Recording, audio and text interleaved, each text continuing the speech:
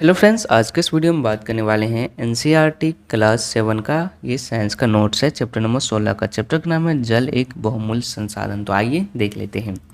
जल जल एक बहुमूल्य नवीकरणीय प्राकृतिक संसाधन है। भूपृष्ठ का 3/4 भाग जल से ढका होता है। लगभग 3.5 अरब वर्ष पहले जीवन आदि महासागरों में ही प्रारंभ हुआ था।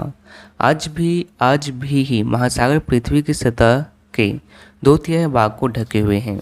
पृथ्वी की सतह का लगभग 71% भाग जल से ढका है, जो लवणीय रूप में महासागरों में उपलब्ध है।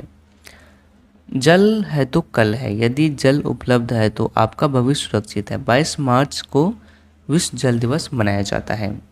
अलवण जल किसे कहा जाता है? अलवणीय जल 2.7% ही है। 70% भाग बर्फ के रूप में अंटार्कटिक, ग्रीनलैंड और पर्वतीय प्रदेशों में पाया जाता है। 1% जल मानव उपभोग के लिए उपयुक्त है। यह भौम जल नदियों और झीलों और वायुमंडल में जलवाष्प के रूप में उपयोग किया जाता है।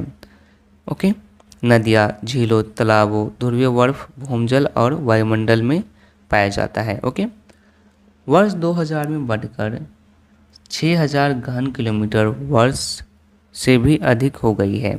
एक टपकटा नल एक वर्ष में 1200 लीटर जल व्यर्थ करता है। ओके, जल की क्या कौन किस अवस्था होती है, आइए से समझते हैं। 3 अवस्थाओं में जल उपलब्ध होता है। ठोस अवस्था में जल बर्फ, हिम के रूप में उपलब्ध होता है। द्रव अवस्था में झीलों, नदियों, भौमजलों के रूप में उपलब्ध होता है। गैसीय अवस्था में वायु में जलवाष्प के रूप में उपस्थित होता है। ओके, जल प्रबंधन किसे कहा जाता है? वर्षा के पानी का बाद में उत्पादन कामों में इस्तेमाल के लिए इकट्ठा करने को वर्षा जल संग्रहण कहा जाता है। भौमजल किसे कहते हैं? तो भौमजल स्तर के नीचे पाए जाने वाला जल क्या भौमजल कहलाता है। जैसे कि जमीन के नीचे पाए जाने वाला जल को भौमजल कहते हैं। जल संरक्षण किसे कहा जाता है? तो जल का विवेकपूर्ण उपयोग किया जाए और सावधानी बरते जल व्यर्थ न हो, उसे जल संरक्षण कहा जाता है। जलभर किसे कहते हैं? तो संचित भौमजल के भंडारों को जलभर कहा जाता है।